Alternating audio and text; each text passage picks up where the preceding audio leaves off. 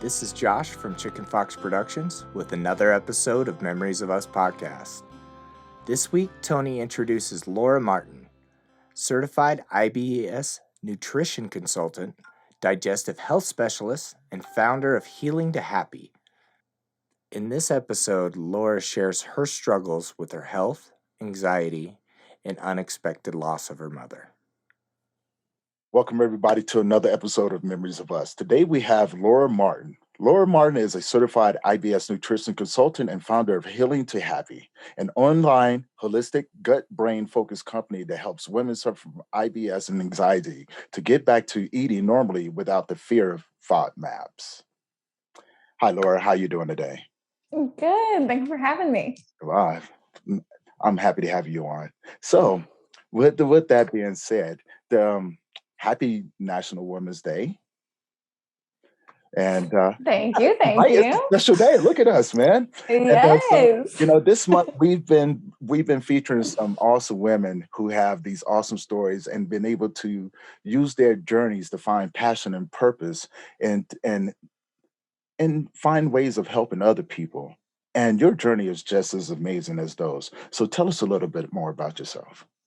Yeah. So my name is Laura Martin. After, I would say around 15 years of my life struggling with, first off, depression and anxiety, second off, like eating disorders, which led to a whole bunch of digestive issues and health issues, I found myself wanting something more. And I found myself fighting against my body and being at war with my body my entire life, that I genuinely just didn't know there was this whole like happiness factor out there. Like my baseline was very low. I was suicidal. I was very depressed. I was very anxious. I just didn't know how to be me. Like I didn't even know what that meant. And I probably would have stayed on that path if my mom didn't unexpectedly die my last semester of college. And that's when I kind of jet set off to Thailand, as one does, trying to quote unquote find themselves. And what I ended up finding was just even worse off, because you cannot outrun your demons. That just doesn't work. Yeah. Even if you run to Asia, like they're still there. They're going to find you.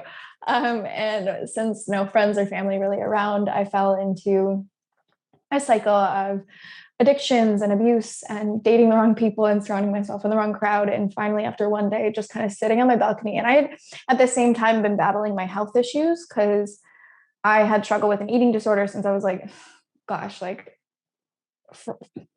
I can't even remember how long, like I struggled with body issues and an eating disorder. And so I had got to this point in my life where, I was investing money and trying to understand health and all this kind of stuff. And I was sitting on my balcony, contemplating taking my life, jumping off the balcony, stood outside the balcony, had this whole vision.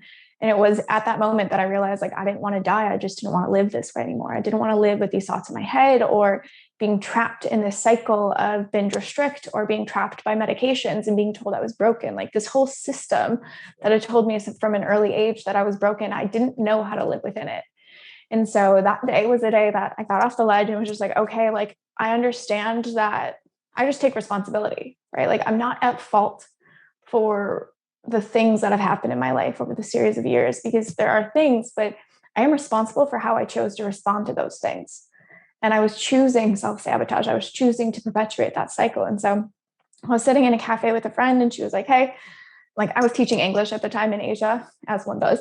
And I was just like, I don't want to be an English teacher. Like I'm a glorified babysitter. Like I don't teach English. That's not my background. My background is psychology and communications. Like no idea. Right. And she's like, well, you like food, like in a really unhealthy way, you like food. So why don't you go back and study nutrition? I was like, okay. Like even in college in my communications class, I had a blog called Hungry, Broke, and Confused, Eating Clean on a College Budget. And like, it'd been one of those things where like the universe is always guiding you. You just don't see where the path is leading you yet. And so it's 100% right now looking back, and I'm like, oh my goodness, like, thank you so much. I like, you couldn't pay me to go back to those times again, but thank you so much for this journey that you set me on. And so from there, I started to learn about, nutrition and all that kind of stuff. I got super like orthorexic about it, was super obsessed with it, couldn't go out to eat, and have been diagnosed with IBS and had like hypothyroidism. I had lost my period for 5 years. Like everything that could have been going wrong with my body was going wrong. And I was like, well, if I'm eating right and I'm doing everything by the book, like, shouldn't I be feeling better? Shouldn't I not have to be stuck in these elimination diets and cutting out? At that point, I'd cut out 13 different food groups. So like I couldn't go out to eat. I didn't have a social life, which did not help my depression or anxiety at all. Wow. And then it was when I was sitting in my naturopath's office and she was like, Laura, do you want to talk about how your IBS is actually linked to your depression? And I was like, Penny, what? One, like I didn't know I was depressed because I was so used to that. Like I'd been diagnosed, but because that was my borderline, like I stopped taking my medications like years ago. I was like, well, if this is my brain, I'm going to figure it out. But my baseline was pretty low and I was in self-sabotaging. So I didn't understand. And that's what kind of set me off on this whole gut brain connection journey of understanding. And I like went back, got certified, specialized, all that kind of stuff in it. But everything that was about gut health was eliminating foods and going on diets and doing all this stuff. But a girl with a history of an eating disorder, you can't do that. Like that's so triggering. And so, but like you still want to feel good. And so really focusing more on the connection, my background in psychology, my foreground in nutrition, they just kind of came together unexpectedly and just like made this beautiful baby that ended up saving me from myself. And it's all these tiny little micro steps that I had no idea. Like I was just choosing different alleys of like, how can I make money? How can I stop doing this with my life? How could, like, what am I doing? Like, I didn't know. And it ended up becoming this whole beautiful baby that I am so, so in love with. And now I get to share it with the world. Now, see, that is beautiful, and it's wow because you said something, and it really stands out. And I've noticed this throughout conversations that I've had with a lot of people that along the way, the universe is setting you along your path, and we don't see it at the moment. I'm guilty of that as well, and it was just like yourself. I had to step outside of it, and I remember listening to I remember listening to Eric Thomas, and he says sometimes you have to step outside of yourself to connect the dots, right? And so I did. I began to connect the dots. I'm looking along this path, and having to go through it just like yourself. I wouldn't want to walk through it again, because it was Mm. painful. I knew what I went through, but I'm so glad to be where I am right now. Mm. Now, going back to losing your mother. Mm. Now, that do you think that kind of contributed to some of your gut issues and things like that? Because there's a saying which has been proven to be true over and over that once you hold your grief in, it does affect your body. Mm. And it along with dealing with those emotions, having that grief trapped inside of your body is just it's horrible. You have heart problems, you have gut problems, and things like that. So going back to losing your mother, how did that actually start shaping you?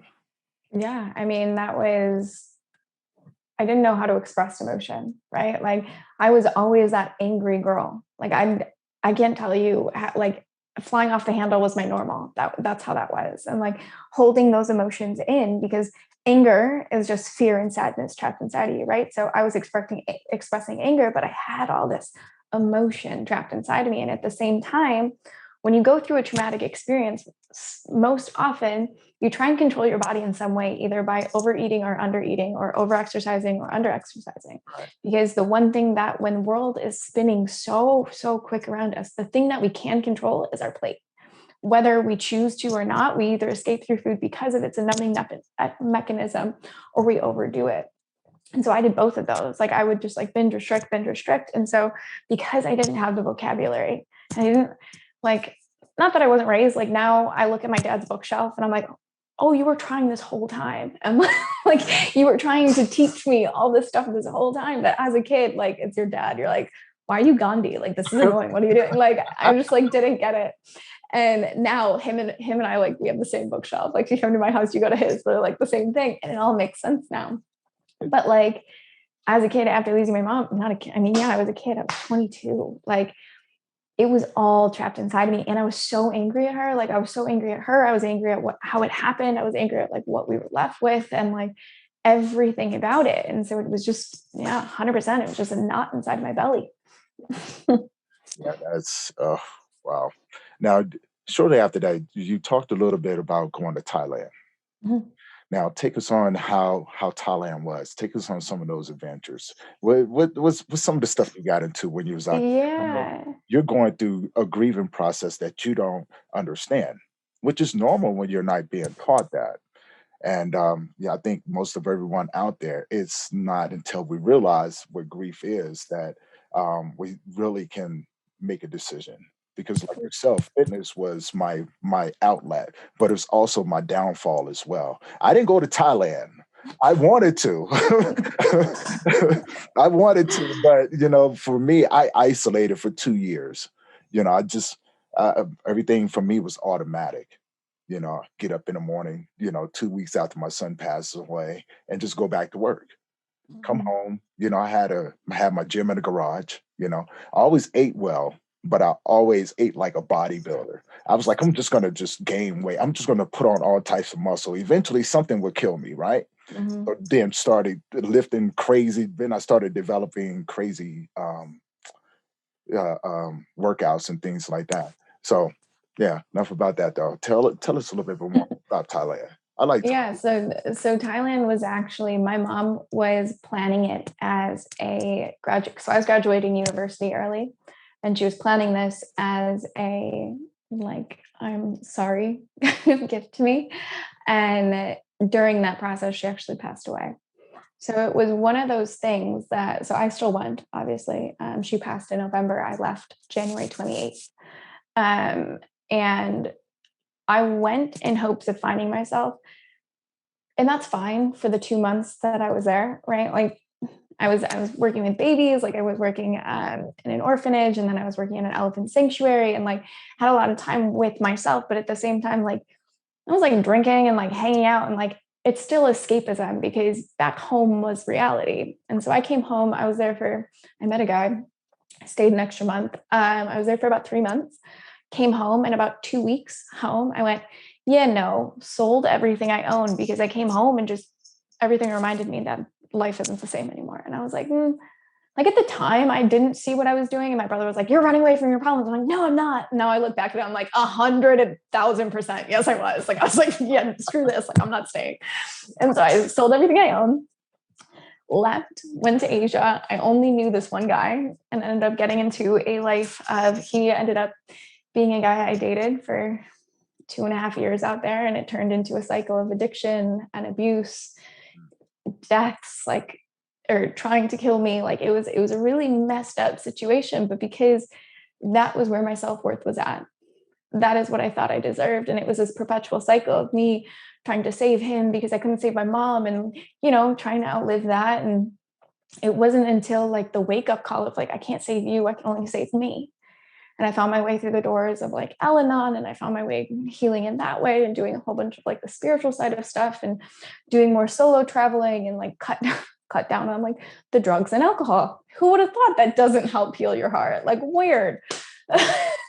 Cut down on that and just took radical responsibility for my life.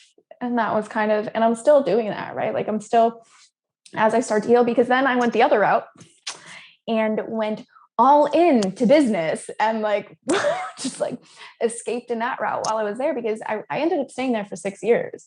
Like two months turned into a 6 year trip and or stay. that. And yeah, because I was like, I'm not going home. Like I was like, where would I even go? Like, what is home? I don't know what that is. And so it wasn't until I was sitting after one of my recent launches with one of the programs, not recent launches, 2 years ago, year and a half ago, sitting in there where like, I hit all my numbers. I did everything. Like I was like, oh yes. Because I went the whole other route with work. I was healthy. I was doing all my stuff, like had a great community, all this kind of stuff, sitting in this cafe. And I remember this moment. I was sitting there, and all of a sudden, like I hit my numbers, like the launch ended, and I just stared at my computer, and I went, can I swear on this thing? I went, oh, this swear word, curse word here. And I was like, oh, I still have to deal with my problems. Like instantly out of the mouth of babes, that's what came out of my mouth. And I like shut my laptop, and that's when I hired my first like life coach. I was like, oh, like I now am like in a safe enough space where like I've removed myself from like the addiction and the toxic, like that lifestyle, where like I'm surrounded in such a healthy, supportive community that then it rose up from inside of me of the healing work that I had to do. And it was okay to, my business and everything was running on its own. Fear is a great motivator in that sense. but I had Right. the work I needed to do now. And so then I spent a year doing that stuff for like, thank goodness for my awesome team and healing and all that kind of stuff. And then I got the intuitive hit. I mean, I just got back to America like 6 months ago. Like I got the intuitive hit of like, you're good. It's safe to come. Like you're safe to come back and heal. And it's the best decision I've ever made. But those 6 years, they were absolutely wild. That's crazy because it seems like the 5 stages of grief right there. Mm-hmm. You go through the 100%. denial, isolation, you run away from your problems, right? Yeah. I know in a lot of senses, I know I did. Once I realized out of my 2 years of isolation, I did run away from my problem. I didn't want to be bothered with no one. I was just like, if I don't talk to anyone, no one would know that I'm here, right? Mm-hmm. Only problem with that is that I'm 6'4" and I'm 285 pounds and I'm black. I mean, I hate to say it that way, but it's true. I'm 6'4", 285 pounds and I'm black, right? So it's not like I can hide. Uh-oh. Okay. Uh-oh. Can you still hear me? I can still hear you. There we go. Let's see. This light. Sorry. My computer just likes to reset sometimes. Hey, no worries. I'm surprised that my computer hasn't started updating. So, oh wow. So now that you're back doing the work that you're doing, you've been doing some more traveling, soul searching, and things like that, correct? So Yeah, I mean, it continues on always. And it's like one of those things where like now I'm curious to do more. And now I'm going into like healing the mother wound kind of work. And like, it's just like each chapter just gets a new devil, each level has a new devil, as they say. So that is very, very true. And it sounds like you faced a few of those devils and everything. Mm-hmm. So now I just want to go back a little bit and just talk about your addictions. Mm-hmm. And if it's a touchy subject, again, we don't have to talk about it. But take us on some of those experiences and things like that. How did you get into it? Yeah, I mean, so like dabbled in it in college and whatever, but then I went to Asia where I fell in love with this man, right? He's all I knew. And he was he was a drug dealer, he was a full-blown addict, like all these kind of things. And so I just kind of fell into it. So I was like, oh, this gives me a false sense of reality. Like this makes me feel good. And like it was like I wanted to get high enough to feel alive because I had never felt that way. And it was so that kept happening. Right. And then I realized like our addictions were different. Like I could stop if I wanted to, and he couldn't. And he kept going and he kept going and he kept going. And then the violence would start and that would keep riding on. And so finally found my ways into NA and found my way into Al-Anon, thank goodness. And was able to, like, I remember those first days, like sitting there, like I had gashes all over my face. I had broken ribs and I like just walked in there and I was the youngest person because in Asia, like, it's not really like a thing. Like it's different than it is here, especially Al-Anon. Like you walk in there and like everyone is like 80, and and then I walk in and I'm just like, oh, and they're like, okay, you go around the circle, whatever. Like, and I just like, hi, my name is Laura, and I just like started sobbing. Like there was nothing inside of me that like, but I hadn't had a place I could go to and say that because I would lie about everything that was happening. I would say, like I came home finally after one instance where my boyfriend at the time had tried to kill me and my brother flew me home. And at that time I was 90 pounds.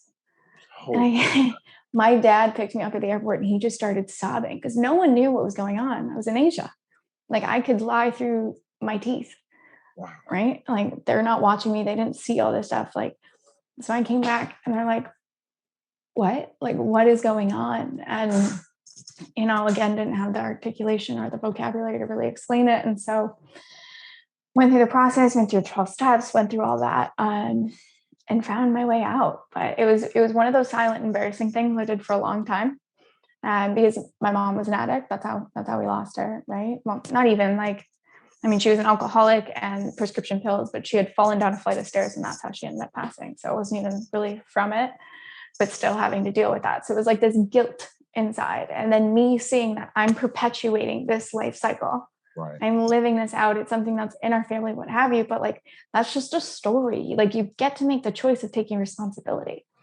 And so, yeah, I went through all that, ended up boarding that plane and going back to Asia after that, and fell back into the same loop, but with, how do I describe it? Like, when you wake up and you know something's wrong with you, you can't really consciously go back and have fun and do the same thing anymore, because you know something's wrong. It's not fun anymore. You're like, something is terribly wrong and I need to stop doing this.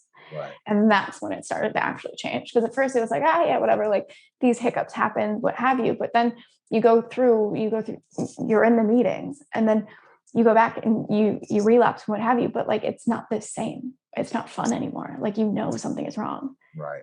And so that's when you start to take those shifts. I think that and I can relate to what you just said right there. And I did the same thing. And I think it was my body telling me to, well, pretty much begging me to give myself permission. Mm-hmm. And as a man, and I can relate to what you're saying, because wow, you're sound like, a typical man that goes through it, where, we don't quite get it. We don't. No one ever taught us, just like yourself. And going through all of those emotions, like I remember sitting there shortly after my mother passed away. And I remember I was just inside, there was nothing. It was completely empty. You know, I was not into drugs or anything like that. My thing was just working out. And no matter how much I lift, it just wasn't enough. So eventually I would push myself. But it never did anything for me. And that empty feeling, that it just that gut wrenching, soul wrenching hurt was there. And I realized once I sat down and and quieted everything else around me, I began to actually start to cry. And I actually started doing research, because I was going, what is, no, no, I'm not about to do this. And something, like you said, something inside of me just wasn't connected. So Mm-hmm. I cut it off. And then I realized the more and more I fought it, the harder and harder it eventually erupted, you know, and it just came out. And I was just like, oh, do you actually feel that, like, going back, and nothing's the same anymore, like you said, but something happened. Mm-hmm.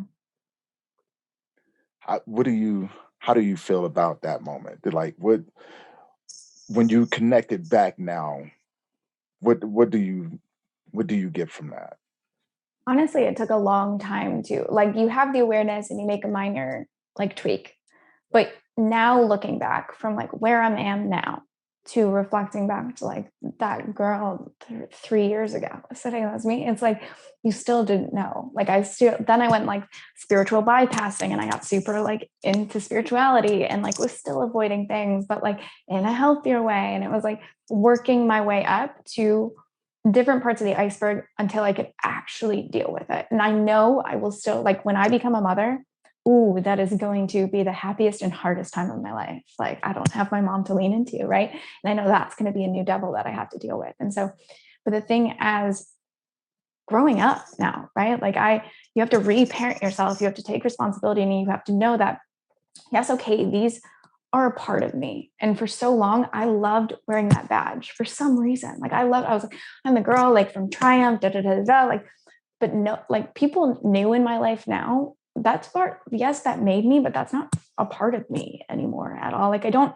tell people that. I don't really, like, if they ask, of course, sure, if you go on my website, sure, you could see like some part of the stories and what have you. Like, I have no shame around it, but it's not like I pull that grief with me. Like, I don't want to be known as that. I want to be known as someone that changes the world and opens schools and creates a massive change in the world and does those things, not the girl that, was abused, did abuse, mother died, all that kind of stuff, where I wore that with a weird badge of honor for so long. Not a badge of honor, but like as an identity of like, that's always me, the victim role. And now it's like, it's not that it doesn't matter, because that will always be a part of me. And that is something that I just accept, but now it's more of a, dang, look how far you've come and look at how far you're going to go, because you have the tools, because you rose from that, like that moment, and you created freaking magic to now help hundreds of women around the globe create something out of however life had it for you, right? And so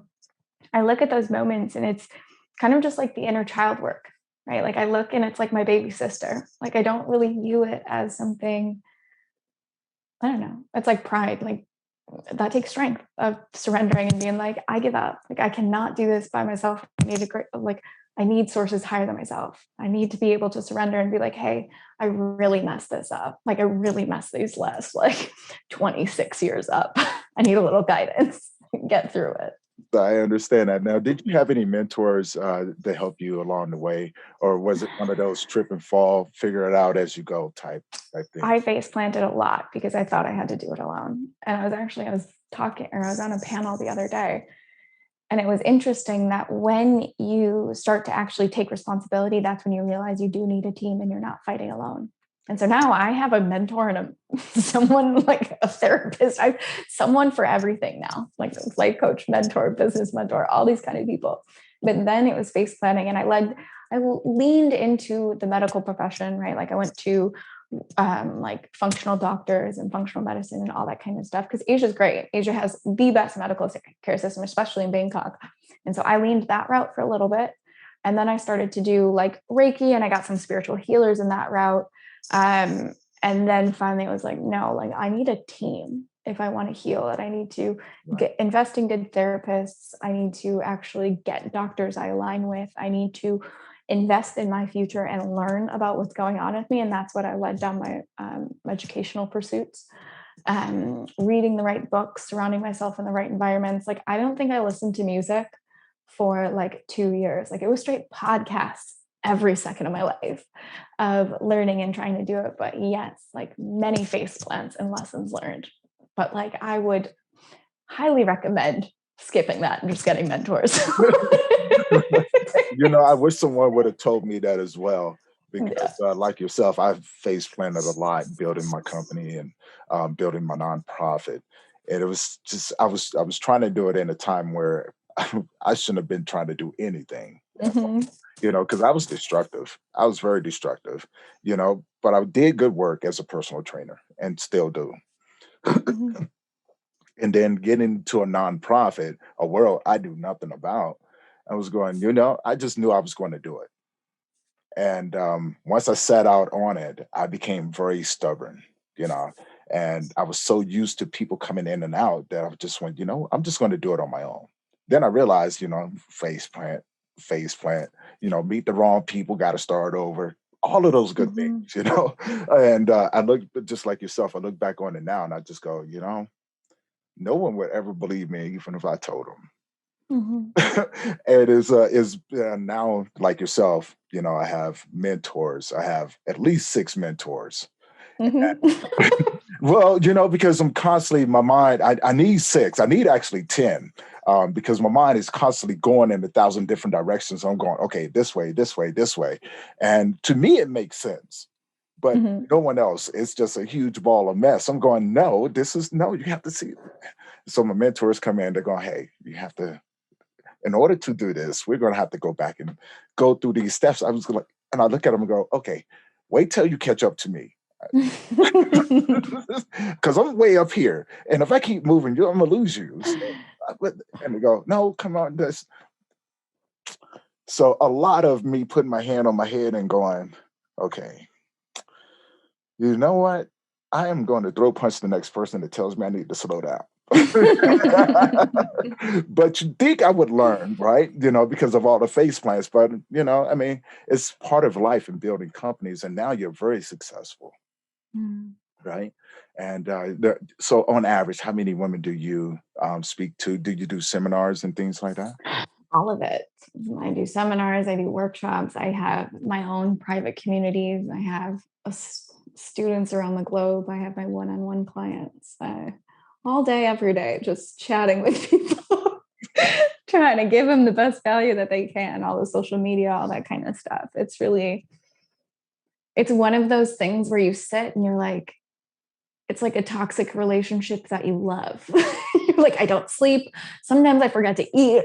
I'm always running around, but I love it so much. Like I would have it no other way. See, I can compare that to what Beyonce said. And Mhm. Beyonce said when she started on that album, there were times that she would go 3 days and turn around. She hadn't eaten in those 3 days because she had been up working. And that to me is that's just that's just beautiful, right? Mm. Because here you are, and I'm looking at you, and I would have never guessed that you were older than 22. Honestly, because I'm Thank going, life has treated you well and you've done well for yourself. And I you. look at you and now, after listening to your story, I'm going, wow, I would have never had thought that you had gone through all of that. Mm.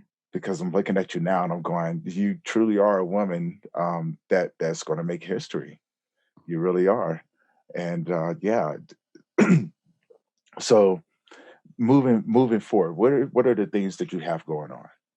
Yeah. So, I mean, I do one on one consulting with women. I only take on for a month just because it is very intensive. It's my gut accelerator program, which is it's this beautiful 8-week container that is just a safe space for people. Because the women that I work with, they've done everything, they've spent the money, they've done the tests, they've done the fast, they do all the crazy cleanses that are out there. And it's just, they want to make sense of it. So it really is a mentorship and a coaching thing combined, which I think you need in one. You usually find a coach, you usually find a mentor, but it's nice when you have the two. And so I'm just really focusing on that this year. And then my group online program, which has got Recharge, and really dedicating space for that to create community. And then focusing on things in my community. Like I really miss getting together and like because the big thing in Bangkok is I miss it so much is I started the health community out there because it's such a party city. And it was one of those moments that I was like, what am I going to do? Like everyone here parties and I like want to talk about kale. Like, what do I do? And so I like started different meetup groups and I started doing like workshops and what have you. And now like it's this big thing there. I miss doing that. Like at my core, I'm a teacher. Like, yes, okay, I don't teach little babies anymore about English, but like I teach adult humans about eating and how friggin' amazing it is and like the form of self-respect you can do when you choose to fuel yourself well. And I get that it's hard when, you're swimming in the depths of depression and like the swamps of sadness, or like you're so anxious you forget to eat because you're moving too fast. Like when you can actually get control and to feel at home in your body and slow down enough to learn these mechanisms and the beauty behind it, you actually give yourself a beautiful gift. And it's not just about like physique and all this kind of stuff. It's about respecting yourself and taking ownership over this physical form that you have and like being able to eat so you have rocket fuel for your brain. And like I miss doing that within my community and like creating workshops and just like fun little get-togethers and like I don't even know, just meet up stuff so that a community can actually start to grow together. I love being the connector of people. So I'm really, really excited to get my butt to Dallas and start creating that instead of my community. So that is amazing. So how has Yeah. COVID affected your work, or are you still Not moving? much. Not much. I mean, my company has always been digital, Mm. so thankfully that hasn't really shifted much. Other than my meetups in Bangkok, like that changed, but it opened up a new door of like, oh, I don't actually want to be in Bangkok anymore. Like it was one of those things of like, I actually kind of like want to go to America and like fall in love and make some babies and stuff. Like I'm ready for that chapter. Like I don't want to do this anymore. And so even though COVID shut that down, it gave me a chance to slow down. And I was like, oh my goodness, America is calling. Like I freaked out. But no, I mean, I definitely for like the first month, I think I did, what was that in April? I did like 17 events.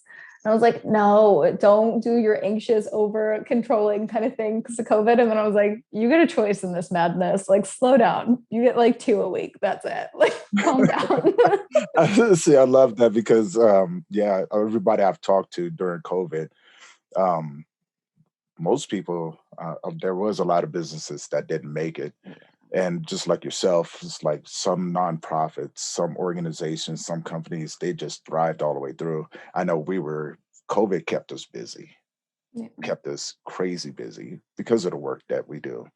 And it just exposed a lot of things. Have you seen a shift in the way that your clients are reacting? Yes, I see so many people. One, maybe my messaging just got better, but like it had to do with we're left to our own devices because we move so fast throughout the day that we're actually now being able to listen to how are we actually feeding ourselves. And usually it's too much or too little, what have you. But like also we're just anxious human beings and we should probably do something about it. Like we're just so overstimulated by work and running from meetings here and then picking the kids up from here and then doing things like that. That was our normal. And when that kind of slowed down, we're left with our thoughts. Right. And then we're like, oh, how do we deal with that? Like alcohol sales in America went up like what, 64%. They actually had to stop sales in Bangkok for alcohol during COVID because people were just like drinking so much. You couldn't go buy anything.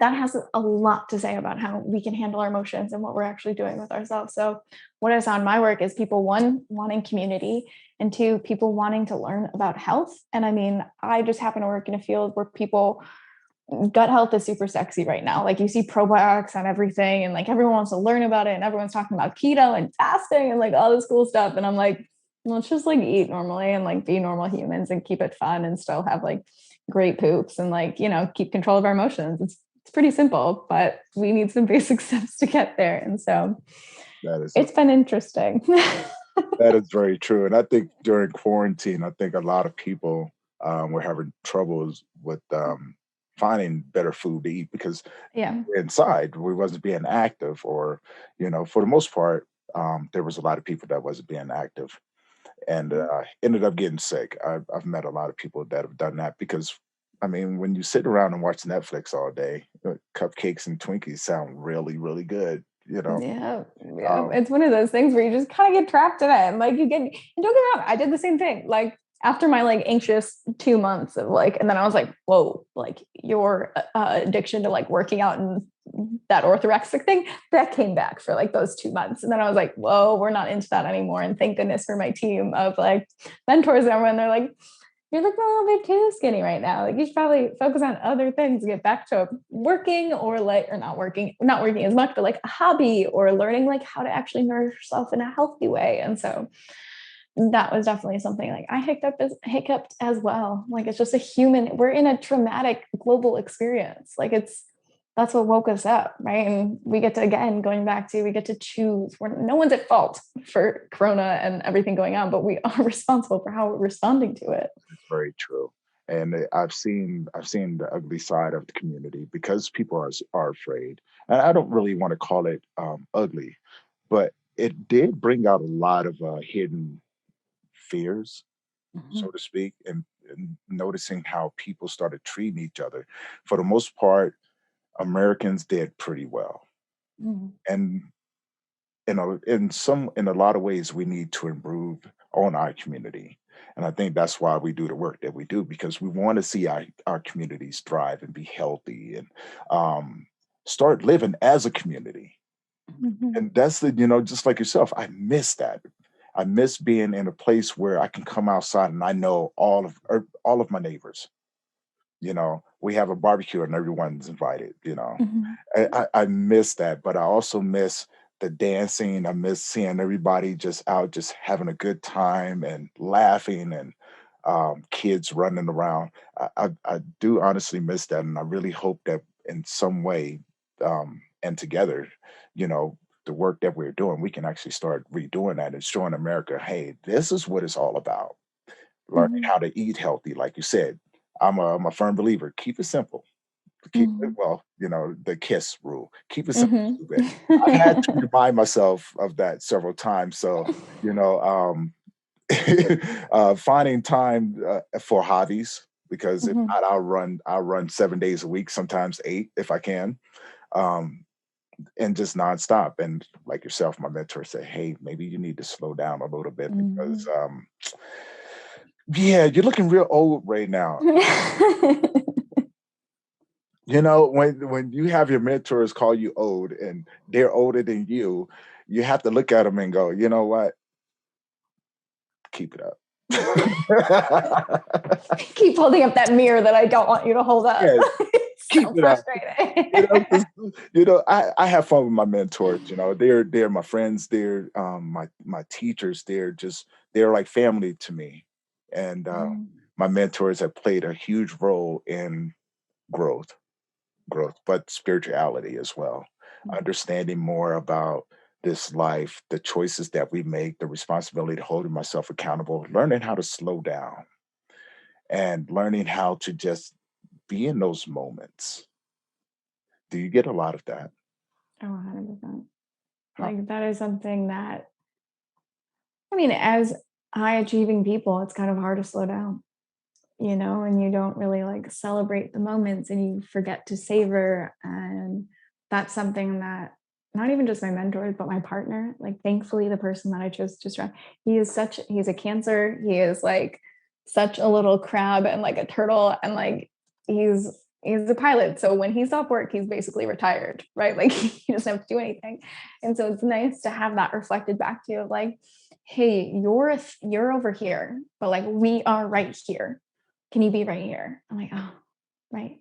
And like choosing to intentionally make memories within every single day, There you go. every single day. And you can, I was listening to a podcast yesterday actually, and she was talking like having one foot in gratitude and having one foot in desire and keeping that pace. Because if you're always just in desire, in desire, in desire, you're going to get lost. You're going to get tripped up. And I think we do a lot of that when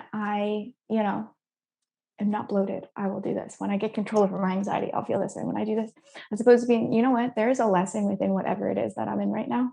So I have gratitude for that moment. I do desire to feel this way or to eat this or to gain control in this kind of aspect, but I am still in that source of gratitude that will keep me here, that keeps me in the beauty of what life is. Because what is the rush? Like, where are we headed so quickly? We're going to miss it. And life is so freaking quick. And I forget that, even though coming from the things that I've come from, especially like losing someone at so quick, like I get lost in it sometimes because you're just like going, going, going, going. And so it's nice to have, I wouldn't say it's nice because sometimes I want to bite people's head off when they hold up the mirror, but it helps me stay grounded. It helps me remember life is right now. Like you cannot control what's next. You can only do right now. Yeah, that was that's a good lesson to learn. I think most people that going through it and are striving to be successful and going through these tragic moments need to take a moment to just breathe. And just like most people, it takes a long time to get to that level. Just breathe. You know, Mhm. life is life. You can't change it, but you can change your reality. Change the way you think about it. Look at life in a whole and go make make choices that you can live with Mhm. for the most part. Create those memories just like you said. So and I create a lot of those. I don't keep a lot of pictures, but I do create a lot of memories. And I keep them That's something that That's something she was talking about is like creating moments you take pictures in. So it's because you always look back at a picture and you're like, oh, I remember that. I remember it. And it brings you back to that memory. So taking more pictures, even if it's just like, we were yesterday, it was like this tree looked so beautiful. And it was just like, take a picture of the tree. Like, I don't know, it doesn't really make sense. I'm not going to share it anywhere. But as I'm scrolling back, I'm like, I'm going to remember that moment with my partner on the bikes where we were like lost and didn't know where to go. And this tree looked really pretty. Like, I'll remember that, right? Like, but to anyone else, it's like, why do you have a picture of a tree? But having moments in that, that we're like, there's something magical here, and this can be made into something if you want it to, because everything is a choice at the end of the day, right? And grief and loss and what have you, but like you get to choose how you fuel yourself. You get to choose what you're learning about. You get to choose who you surround yourself in. And you can say, oh, like I'm stuck in XYZ. And yeah, okay, like you might have certain situations, but it's the way that you view it. It's the way that what you take in. It's the way the resources that you're utilizing. And I think that's a hard part for people is taking responsibility in those moments. That's very, very true. Now, I know with the women out there today that are listening to you, what words of encouragement would you have for them? Something I say a lot to my women is that you can't be at war with your body and win because it doesn't work.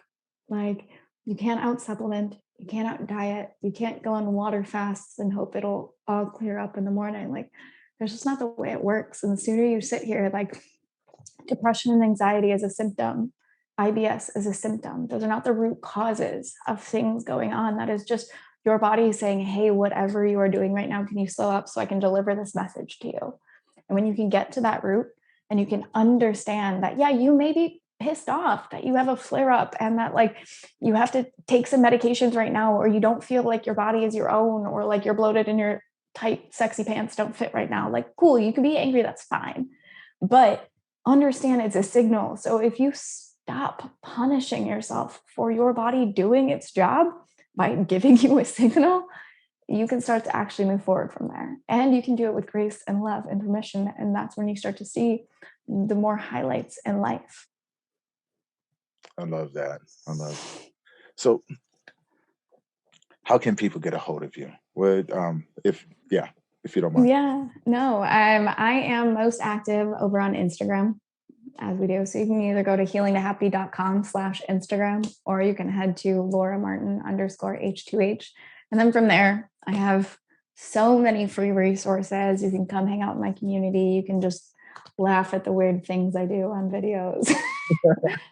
Try some recipes, do all the fun stuff. But just know, like, there is people like you out there. If anything resonated, like, you can move forward. Like, there is lights, even though, like, I get it, like swimming in the swamps of sadness and not knowing that there's a light out. Like, it's hard to even imagine that. And I used to get so angry listening to podcasts like this. I was like, you guys are all drinking just a lot of coffee. Like, there's no way you're happy. There's no, like, you're just different breed. I'm cut from a different cloth. Like, definitely had that mindset. And once you get out of that victim mindset, there is community and people that get you, surrounding you. And that's where the shift happens, like getting around people like that.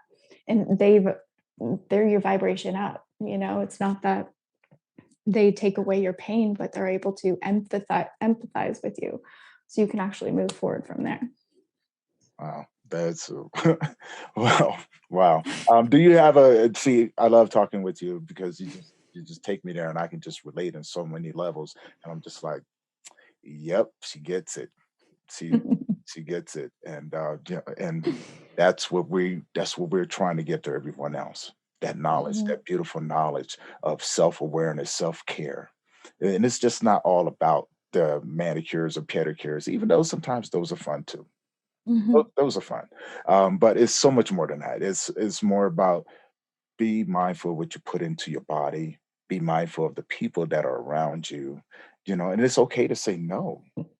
That's it. And for the most part, it's okay not to be okay. Like this is not a sprint. It's a marathon. So take your time. It's one day, one step at a time. And be willing to go on that ride with everybody. Now, do you have a website people can get a hold of you? Yeah, healingtohappy.com. Okay. And so it's like TO, not the number 2. Oh. Just so everyone knows. People get confused on that. I would have put the number 2. I think I did that one time when I was trying to email you. I put the number 2, and then it never went through. And I went back and I went, "This is what it says." And I looked, I was like, T and a O. TO. Yep, healing to happy. And that's the whole point, right? Like, it's you're healing and you can get to happy. There you go. That is the thing. It's not every day, but you got the resources and the tools to keep it consistent. And be disciplined. Yeah. And I mean, it's it goes back to responsibility, which we can't bypass that, and really like paying attention to. You got to be alone with your thoughts, and you got to be alone with yourself, and being able to slow down. So I think a lot of what came up over this last year or so is just how we need to learn how to do that a little bit better. We really got to nurture that inner child and be that big sister to ourselves, or that mother figure, or what have you, so that we can get to that next step. So yeah, being disciplined and consistent. I love that. I'm going to go ahead and take us on out. I want to thank everybody for tuning in for another episode of Memories of Us. Today we had Laura Martin, and hope you guys enjoy. Thanks again for all the continued support. Don't forget to like and subscribe. We have new episodes every Tuesday. You can catch us on all of your popular streaming services like iTunes, Spotify, or iHeartRadio.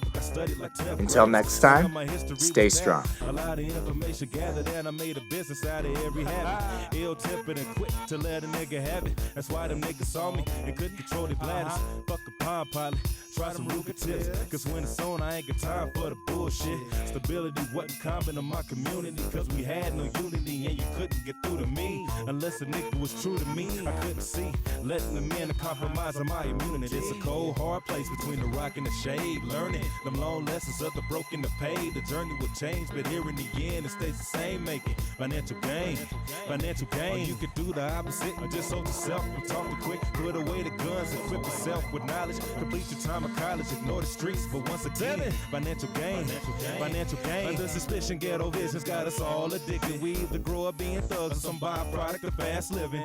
Please excuse a nigga's intuition, but the urge to go to school wasn't as strong as street credit. So I had to go and get it. And being the man, so to speak, was making bad of all my good intentions. Attracting money just became a habit. Became a jack of many trades, getting paid, getting better at it. Anything to get myself established. I went from riding public transportation to Lincoln to get myself a navvy. It wasn't much to understand back then. Being a hustler got me shit that I want, and a lot of shit I didn't. Like frequent visits from authority figures. Many runners with them haters and bums with itchy trigger fingers. Made me intelligent, what more can I say? It took the minor inquisitions to conjure up a G today. It's a cold, hard place between the rock and the shade. Learning them long lessons of the broken to pay. The journey will change, but here in the end it stays the same. Making financial gain, financial gain. You could do